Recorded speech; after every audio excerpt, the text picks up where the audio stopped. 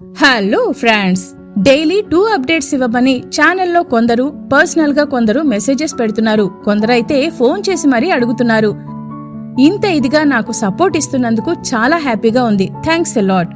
Daily 2 updates ఇవ్వడం కొంచెం కష్టమే, కానీ ఆ కష్టాన్ని మీకోసం ఇష్టంగా మార్చుకుంటాను. కానీ ఒక స్మాల్ రిక్వెస్ట్, ఇప్పటి వరకు 467 మంది సబ్స్క్రైబర్స్ అయ్యారు. అది ఒక 600 వరకు పెరిగేలా సపోర్ట్ చేయండి ప్లీజ్. అప్పుడు మీరిచ్చే ఎంకరేజ్మెంట్తో మీ మనసుకు హత్తుకునేలా మరిన్ని స్టోరీస్తో మిమ్మల్ని ఎంటర్టైన్ చేస్తుంది మన Chandravarshini audio stories. Thank you once again. ఇక మనం కథలోకి వెళ్ళిపోదాం. నిన్నే ప్రేమిస్తా, ఒక సీఈఓ ప్రేమ కథ. విజయ్ అంత ఖచ్చితంగా అడగటంతో స్వప్నిక తను ఏం మాట్లాడుతుందో ఆమెకి అర్థం కావడం లేదు. 6 నెలలుగా విజయ్ గురించి ఆలోచించి తనకి తెలియకుండానే అతనిపై ఒక ఫీలింగ్ ఏర్పరచుకుంది స్వప్నిక. తరువాతేమైందో ఇప్పుడు చూద్దాం. స్వప్నిక ఏం మాట్లాడాలో తెలియకుండా ఆగిపోయింది. ఇంతలో అక్కడికి కావ్య వచ్చి, ఏంటి స్వప్ని, ఫంక్షన్ మొత్తం అయిపోయింది, ఇంకా అలాగే ఉన్నావేంటి? పద వెళ్దాం, వర్షం కూడా పడేలా ఉంది అని స్వప్నికను పిలిచింది కావ్య. అంతే, ఆమె ఒక్కసారి ఊపిరి పీల్చుకుంది. బ్రతుకు జీవుడా అని అనుకొని కళ్ళెత్తి అతన్ని ఒక అరక్షణం అలా చూసి అక్కడి నుండి వెళ్లిపోయింది స్వప్నిక. ఆమె తొందరపాటు చూసి ఆశ్చర్యపోయింది కావ్య. ఏంటే ఆ దొంగలా ఉరకడం ఎందుకు? ఏంటా తొందర? మార్నింగ్ నుంచి లేని తొందర ఇప్పుడెందుకంటా అని అడిగింది కావ్య. అప్పుడు వెంటనే స్వప్నిక తనని తాను కంట్రోల్ చేసుకుని కారు డ్రైవింగ్ సీట్లో కూర్చోగానే పక్క సీట్లో వచ్చి కూర్చుంది కావ్య. నెమ్మదిగా కారును రోడ్డెక్కించింది. చిన్నగా జల్లు కురవడం మొదలైంది. కారును తీసుకువెళ్లి ఒక రెస్టారెంట్ ముందు ఆపి కావ్యను దిగమంది స్వప్నిక. ఏంటే, ఇప్పుడే కదా పీకల దాకా తిన్నది, మళ్ళీ ఇక్కడికి తీసుకొచ్చావేంటి అని అడిగింది కావ్య. అబ్బా, నీకన్నీ తొందరే, అది కంపెనీ తరపున, ఇప్పుడు నేనిచ్చేది special treat, only ice cream తిందాం సరేనా అని చెప్పింది స్వప్నిక. కర్మ, ఒక్కోసారి నువ్వు తిక్కగా బిహేవ్ చేస్తావు అని నసుకుతూ ఆమెతో పాటు నడిచింది కావ్య. ఆ రెస్టారెంట్ చూడ్డానికి చాలా బాగుంది. చుట్టూ మొత్తం ట్రాన్స్పరెంట్ అద్దాలు ఉండటంతో మెరుస్తున్న లైట్లు, వర్షం జల్లు కనబడుతూ చూస్తుంటే చాలా అందంగా ఉంది. రాత్రి టైం ఎక్కువ కావడంతో జనాలు కొంచెం తక్కువే ఉన్నారు. వెళ్లి ఓ పక్కన రిలాక్స్ గా కూర్చుంది స్వప్నిక. పలుచని వెళ్తురు. కొంచెం ఓ పక్కన 2-3 అలా అటూ ఇటూ కూర్చొనున్నారు. దాంతో స్వప్నిక కొంచెం ఫ్రీగా పెద్దగా మాట్లాడింది. కావ్య, ఈరోజు చాలా సంతోషంగా ఉంది. 6 నెలలు తిండి నిద్రను పట్టించుకోకుండా నేను పడ్డ శ్రమ ఫలితం దక్కింది. అందుకే కొంచెం రిలాక్స్ గా కూర్చుందామనిపించింది. ఒక్క నిమిషం అని ఐస్ క్రీంకి ఆర్డర్ ఇచ్చింది స్వప్నిక. కావ్య, నేనీ పని చాలా ఇష్టంగా చేశాను. ఏదో ఆఫీస్ పని అని అనుకోలేదు. హమ్మయ్యా, ఈరోజు ప్రోగ్రాం సక్సెస్ అయ్యే వరకు నేనెంత టెన్షన్ పడ్డానో అని హాయిగా నవ్వుతూ అంది స్వప్నిక. ఇంతలో కావ్య ఫోన్ రింగ్ అయింది. ఆమె ఫోన్ మాట్లాడడానికి ఒక 2 నిమిషాలు పక్కకు వెళ్లి మళ్లీ స్వప్నిక దగ్గరకొచ్చింది. స్వప్ని, సారీనే, నాన్నగారు ఇప్పుడే ట్రైన్ దిగారంట, స్టేషన్ నుంచి ఫోన్ వచ్చింది, వెళ్ళాలి అని బాధగా చెప్పింది కావ్య. దాంతో స్వప్నిక ఫీలైంది. వర్షం పడుతుంది, ఎలా వెళ్తావ్? పద, నేనే డ్రాప్ చేస్తాను అంటూ లేచింది స్వప్నిక. ఆమె భుజాలు పట్టి చైర్లో కూర్చోపెట్టిన కావ్య, స్వప్ని, నువ్వు మెల్లిగా వెళ్దోవుగాని మళ్లీ ఈ ఫీలింగ్ తిరిగి రాదు, ఎంజాయ్ అని అంది కావ్య. సరే, ఓ పంచేయ్, నాకిప్పుడు తొందరేం లేదు, నువ్వు నా కార్ తీసుకుని వెళ్ళు, నాన్నగారిని ఇంట్లో దింపి నా దగ్గరకొచ్చేయి అని అంది స్వప్నిక. దానికి ఆశ్చర్యపోయిన కావ్య, ఏంటి, నేను వచ్చే వరకు ఎదురు చూస్తావా? ఇంకా నయం, ఇప్పుడే చాలా నైట్ అయింది, నేను అటు వెళ్ళి వచ్చేసరికి దాదాపు గంట పడుతుంది అని అంది కావ్య. నో ప్రాబ్లం, నువ్వెళ్ళు, రెస్టారెంట్ ఇంకా చాలాసేపు ఓపెనే ఉంటుంది అని చెప్పింది స్వప్నిక. ఆ మాటలు విన్న తర్వాత కావ్య కార్ కీస్ తీసుకుని అక్కడి నుంచి వెళ్లిపోయింది. స్వప్నిక తన మొబైల్ ఫోన్ ఆన్ చేసి బ్లూటూత్తో తనకిష్టమైన పాటలు వినడం మొదలుపెట్టింది. ఇంతలో ఆమె ఆర్డర్ చేసిన ఐస్ క్రీం వచ్చింది. అలా పాటలు వింటూ ఐస్ క్రీం తింటూ కూర్చుంది స్వప్నిక. పక్క టేబుల్ వాళ్ళు కూడా వెళ్లిపోయారు. కొంచెం జనాలు ఇంకా తక్కువయ్యారు. అంతలో ఎవరో ఒకతను లావుగా రఫ్గా ఉన్న వ్యక్తి వచ్చి ఆమె ఎదురుగా కూర్చున్నాడు. ఏయ్, హూ ఆర్ యూ అని కోపంగా అడిగింది స్వప్నిక. దాంతో అతను చిన్నగా నవ్వాడు. కోప్పడకు బేబీ, ఇన్ని రోజులు ఇచ్చిన వార్నింగ్ సరిపోలేదా నీకు అని అతను అడిగాడు. అతని గొంతు వినడానికి బొంగురుగా ఇరిటేటింగ్లా ఉంది. ఏం వార్నింగ్? నిన్ను నేనింతవరకు చూడలేదు. అయినా నేను దేనికి భయపడ్ను అని కోపంగా చెప్పింది స్వప్నిక. అవును, నువ్వు ఉత్తినే లొంగవు, నాకు తెలుసు. అందుకే నేను రంగంలోకి దిగాను. నేను చెప్పింది చెయ్యి, లేదంటే నీకు తెలుసు నీ ప్రాణం నా చేతుల్లో ఉంది, జాగ్రత్త అని అతను ఏం చెయ్యాలో చెప్పాడు. అంతే, ఆ మాటలు విన్న స్వప్నిక కొయ్యబారిపోయింది. ఇది నీకెలా తెలుసు?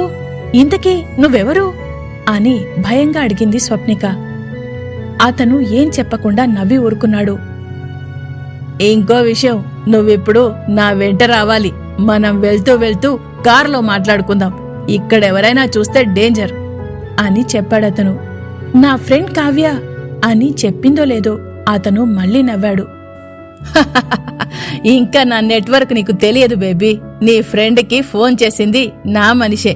దాని బాబు రాలేదు, ఎవడు రాలేదు అని లేచాడతను. ఇంతలో కావ్య ఫోన్ చేసింది. స్వప్ని, నేను తిరిగొస్తున్నా. నాన్నకి ఫోన్ చేస్తే అసలాయన రాలేదు. నేనొస్తే నీకు ముందే ఫోన్ చేస్తా కదా, ఇలా సడన్ గా ఎందుకు బయలుదేరుతానని ఆయనే తిరిగి నన్ను అడిగాడు. తీరా నాకొచ్చిన ఫోన్ నెంబర్ చూశాను. కంగారులో ఆ నెంబర్ గమనించలేదు. ఇప్పుడు ఆ నంబర్కి ఫోన్ చేస్తే స్విచ్ ఆఫ్ వస్తుంది అని చెప్పింది కావ్య. టోటల్ మ్యాటర్ అర్థమైన స్వప్నిక, సరే కావ్య, నువ్వింటికి వెళ్ళు. నేను ఆల్రెడీ బయలుదేరా. రేపు ఆఫీస్లో కలుసుకుందాం. గుడ్ నైట్ అని చెప్పి ఫోన్ కట్ చేసి లేచింది స్వప్నిక. ఎదురుగా ఉన్న అతను బిల్ చూసి 500 నోట్ పెట్టాడు. ఆమె అతన్ని అనుసరించింది. బేరర్ వచ్చి ఆ నోట్ని చూసి ఆశ్చర్యపోయాడు. బిల్ అయింది 300, ఇచ్చింది 500. ఇదంతా వాళ్లకు దగ్గరలోనే ఉన్న వ్యక్తి విన్నాడు. అతని కళ్ళు కోపంతో చింత నిప్పుల్లా ఎర్రగా మారిపోయాయి. అతను మరెవరో కాదు, విజయ్. ఎదురుగా వస్తున్న వ్యక్తి స్వప్నికను ఢీకొట్టాడు. కంగారుగా ఆమె కింద పడబోయింది. అతను ఆమెను పడకుండా గట్టిగా కౌగిలించుకుని ఆపాడు. తనకిష్టమైన పర్ఫ్యూమ్ స్మెల్. స్వప్నిక మూసుకున్న తన కళ్లను మెల్లగా తెరిచి చూసింది. ఆమె కళ్లల్లో ఆశ్చర్యం. స్వప్నిక పెదవులు అప్రయత్నంగా విజయ్ అని పలికాయి. తడబాటుగా పక్కకి తల తిప్పి చూసింది. స్వప్నిక విజయ్ అని పిలవడం విన్న ఆ అన్నోన్ పర్సన్ అప్పటికే ఆమె నుండి దూరంగా వెళ్లిపోతూ కనిపించాడు. తరువాత ఇదేమీ తెలియనట్టు విజయ్ ఆమెను అప్పుడే చూస్తున్నట్టు పలకరించాడు. హే, నువ్వేంటి ఇక్కడ అని ఆశ్చర్యంగా అడిగాడు విజయ్. ఆమె కొంచెం తడబడుతూ అతన్ని చూసింది. అంటే కావ్య, నేను చిన్న ట్రీట్ కోసమని అని అక్షరాలను ఒక్కొక్కటి వెతుక్కుంటూ మాట్లాడింది. వావ్, అయితే ఈ ట్రీట్లో నాకో షేరుంది కదా, కమ్ కమ్ అంటూ పిలిచాడు విజయ్. స్వప్నిక ఆశ్చర్యంగా చూసింది. పర్వాలేదు, కావ్య ఏదో ఫోన్ రావడంతో వెళ్ళింది. అందుకే నేను వెళ్ళిపోవాలి. మీరు ఇక్కడా అని అడిగింది. దానికి విజయ్ ఆమెను కింది నుండి మీదికి చూశాడు. ఫంక్షన్లో విరబూసుకుని ఉన్న జుట్టును దగ్గరికని క్లచ్ పెట్టుకుంది. లూజ్గా ఉన్న ఆ జుట్టులోంచి వచ్చిన 2 చిన్న పాయలు చెవులకిరువైపులా వేళ్లాడుతూ మెరుస్తున్న తేనెరంగు కళ్లతో అందంగా కనపడింది స్వప్నిక. నిన్ను పట్టుకుందామని ఆమెను అలాగే చూస్తూ చెప్పాడు విజయ్. ఆ మాటలు విన్న స్వప్నిక ఆశ్చర్యంగా చూసింది. ఏమైనా ఆ కళ్ళు ఒక్కసారి అలా ఆర్పి చూడటం మాత్రం ఈ అమ్మాయికే చెల్లిందనుకున్న విజయ్ తనని తాను కంట్రోల్ చేసుకున్నాడు. అదే, నువ్వెప్పుడూ కింద పడిపోతుంటావు కదా, అందుకు అని చిన్నగా నవ్వుతూ చెప్పాడు విజయ్. వెళ్దామా లేక ఇక్కడే ఉందామా అని తనే మళ్ళీ అడిగాడు విజయ్. దానికి స్వప్నిక టక్కున తలెత్తి అతని చూసింది. సారీ, నేను వెళ్ళాలి, వర్షం మొదలైంది అని చెప్పింది స్వప్నిక. ఏంటి, ట్రీట్ స్టార్ట్ కాకముందే వెళ్ళిపోతానంటావేంటి? కావ్య బదులు నేనుంటాను నీతో అని అన్నాడు విజయ్. ఆమె అనుమానంగా అతని వైపు చూసింది. అరే యార్, నేను చెప్పేది నిజమే అని మళ్ళీ తనే మాట్లాడాడు విజయ్. కొంపదీసి అపరిచితుల్లా ఇతనిలో కూడా 30 షేడ్స్ ఉన్నాయా ఏంటి అని ఆలోచించింది స్వప్నిక. మార్నింగ్ ఒక రౌడీలా, ఈవినింగ్ జెంటిల్మెన్లా, ఇప్పుడు డీసెంట్ లుక్స్తో హ్యాండ్సమ్లా. ఆమె మనసు ఆమెను దాటిపోతుంది. ఆమె కళ్ళు అందనంత సుదూర తీరాల్లా కనిపించాయి. హే, ఆర్ యు హియర్? ఆమె భుజంపై చిన్నగా తట్టాడు విజయ్. స్వప్నిక ఊహాలోకం నుండి ఉలిక్కిపడి బయటపడింది. ఆ, ఏమన్నారు అని కంగారుగా అడిగింది స్వప్నిక. దాంతో విజయ్ చిన్నగా నవ్వుకున్నాడు. తన నవ్వు, తన అందం ఎంత అందమైన ఆడపిల్లనైనా ఒక్కసారి మెస్మరైజ్ చేస్తుందని అతనికి ముందే తెలుసు. అదే స్మాల్ ట్రీట్, పద లోపలికి అని అన్నాడు విజయ్. అతన్ని ఫాలో కాకపోతే వదిలిపెట్టడని అర్థమైంది. కొంతమంది ఇంతే, పట్టిన పట్టు వదలరు అని అనుకున్న స్వప్నిక కళ్ళెత్తి చూసింది. అతని చూపులు తన ముఖంపై అతుక్కుపోయి ఉండటం కనపడింది. సారీ సార్, ఇంతకు ముందే ఇంకేదో చెప్పబోయింది స్వప్నిక. అప్పటి వరకు కూల్గా ఉన్న విజయ్ ఒక్కసారి సీరియస్గా చూశాడు. ఆ చూపు ఒక శాసనంలా ఉంది. మనం తినేది ఐస్ క్రీమే కదా, దాన్ని ఎంత తిన్నా అది పొట్టలోకి అలా అలా వెళ్ళిపోతుంది. ఒక 10 కప్పుల ఐస్ క్రీం లాగించినా ఈజీగా మళ్ళీ ఓ 10 తినొచ్చు. అయినా నువ్వేం లావు కావు, భయపడకు అని ఆమెను చూస్తూ అన్నాడు విజయ్. ఇద్దరూ ఆ రెస్టారెంట్ ఎంట్రన్స్ లో నిలబడి ఉన్నారు. ఇంతలో పక్క నుండి ఒకరు ఎక్స్క్యూజ్ మీ, సైడ్ ప్లీజ్ అని అనడంతో స్వప్నిక వెనక్కి జరిగింది. ఇద్దరి మధ్య నుండి ఒకరి తర్వాత ఒకరు రావడంతో విజయ్ స్వప్నిక వైపు జరిగాడు. దాంతో ఇద్దరి మధ్యలో దూరం దగ్గరైంది.